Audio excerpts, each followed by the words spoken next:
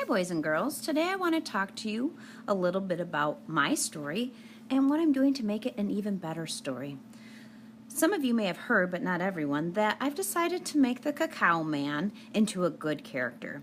And if you look down here, you'll see the traits I decided I want him to have, or I want him to be grateful for the beautiful rainforest that he lives in. And I actually want him to be a helpful character, that he realizes how beautiful the rainforest is and he wants to help it so he doesn't want to get eaten. So when he runs away, he has a couple goals: not get eaten, and he wants to plant more trees to help him save the rainforest. So I started writing scene 1. And I skipped lines, and here's what I wrote. This is scene 1. Scene 1 usually starts with one day. Here's what I wrote. One day, Mama and Papa Sloth were watching the news in the treehouse. I'm feeling hungry, said Mama Sloth. I think I'll bake a cacao man. In the kitchen, she made a man out of cacao and popped him in the oven. So today I want to talk to you about why I skipped lines. I'm going to teach you something about real writers, serious, sophisticated, advanced writers. And what they do is they revise their writing early on. They don't wait till they're done with their entire story to go back and make it better. They start revising it right after they've started. So today, I'm going to encourage you to do this. Put a line where you've stopped already and see if you can go back and look what you've written so far and make it even better. You might be wondering, well, how am I going to make it better? I'm going to teach you that.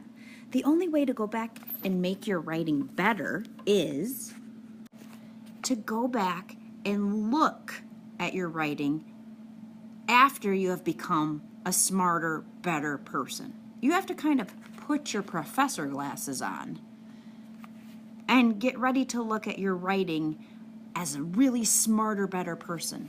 If you stay the same person and look at your writing, you're going to look at it and go, yep, that seems like it's good. Good, it's good. I'm good. Everything is good. But if you turn into that super smart genius type person before you go back to look at your story, then you're going to be able to figure out ways to make your story better. So that's the first thing you have to do.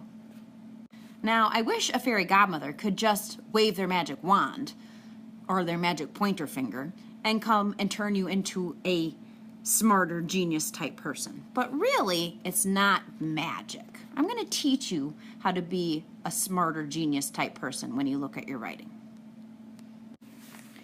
The secret is to look at the writing of other people, especially expert authors, and study it to find passages that you love and ask yourself, what did this author do that I could try? So I reread my writing and I found a part where I was kind of struggling. I wrote, in the kitchen, she made a man out of cacao and popped him in the oven. And I thought, you know what? I think other authors probably did that better. I should look at what real authors did and see how I can make that sentence better. In the kitchen, she made a man out of cacao and popped him in the oven. That's the sentence I want to work on revising. Let's see what some other authors did. The first one I want to look at is this one, The Gingerbread Boy. Here's what this author wrote. There was a woman and a man who had no children. One day the woman took flour, eggs, butter, brown sugar, molasses, ginger, cinnamon, salt, a pinch of black pepper, and made some dough.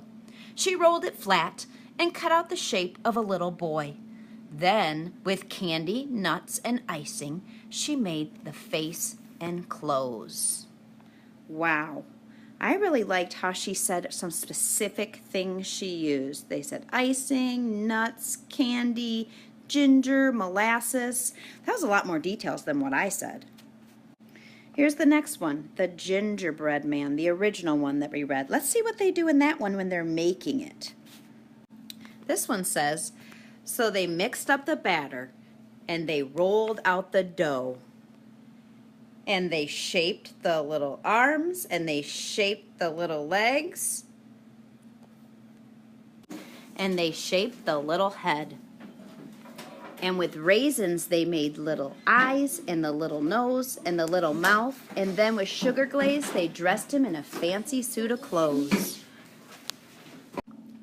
So what I really like about this one is they told the steps that the little man and little woman went through. They mixed the batter, they rolled the dough, and then down here they told all the things that they made.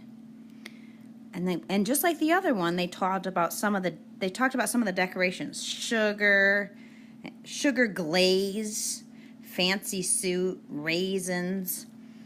Those are all really good ideas of how to make my beginning of my first scene more detailed. Okay, the last one I'm going to look at is this one, the ninja bread man.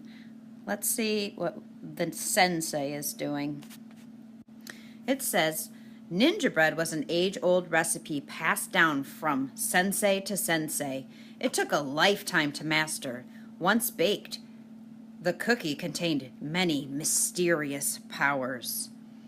They were also dangerously delicious. Sensei mixed the batter, rolled the dough, and shaped the ninja bread into a tiny sword and throwing stars. Well, that gives me an idea right here. The sword and throwing stars. Do I want to give the Cacao Man something?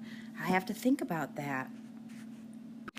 So I've read some books by professional authors to get some ideas, and I noticed that the authors gave details about the ingredients, gave details about the steps that were taken, and about what went on the cookie after it was baked, not after it was baked, but after it was made into a cookie shape, what went on top of it, and also little objects that got given to, little tools given to the gingerbread creature. So now I've got some ideas what I can do with mine. Looking back at my writing, this is the sentence I'm not happy with. In the kitchen, she made a man out of cacao and popped him in the oven. So I'm going to get rid of this.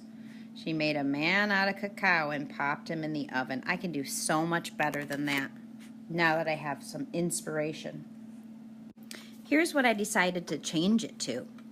In the kitchen, she mixed the brown cacao.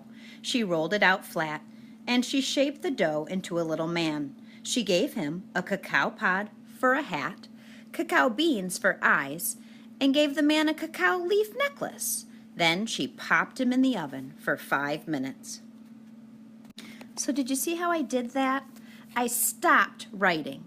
I stopped right there, and I went and looked back, and I thought, what don't I like about this writing? What part did I really struggle with a little bit that could be better? Then I turned my genius self on so I could be a smarter writer. I looked to professional authors for some inspiration. I noticed what those authors did that I liked in the same part of the story that I was working on, the first scene. Then I went back and made changes to make my story even better using what I had learned from those professional authors. Are you ready to put your genius glasses on and look at your writing a second time? Some of you are ready to do that, and this is a really good spot to stop before you get too far into your story and look through your genius glasses. I've got all those books for inspiration for you. You can head over there and see if there's something there that might help you and look through it for ideas. You might need to share books with a partner. That's fine. Some of you are not at a good spot to do this because you haven't written that much yet. Some of you maybe are on a roll and everything's going great and you don't want to do this quite yet. But at some point you really should stop, put your genius glasses on, and re-look at your writing. Good luck!